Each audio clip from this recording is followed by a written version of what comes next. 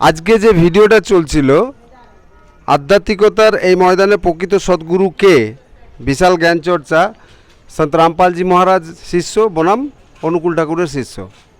এই ভিডিওর মধ্যে সবথেকে উপযুক্ত জায়গা আপনার কোনটা লাগলো? উপযুক্ত জায়গা আমাদের গুরুদেব সন্ত রামপালজি মহারাজ আমাদের যে ভক্তি করতে বলেন সেটা আমাদের ধর্মগ্রন্থে লেখা আছে, সেই অনুযায়ী ভক্তি করতে বলেন।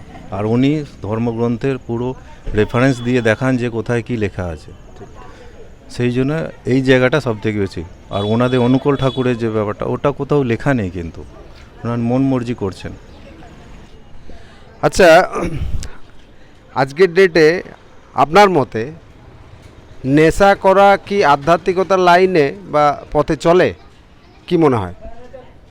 নেশা করা তো আমাদের গুরুদেব সন্ত রামপালজি মহারাজ নেশা করতে তো বারণ করেন। তার কারণ হচ্ছে গরুর পুরাণে লেখা আছে যে একবার নেশা করলে তার 70 জন্ম কুকুরের হয়।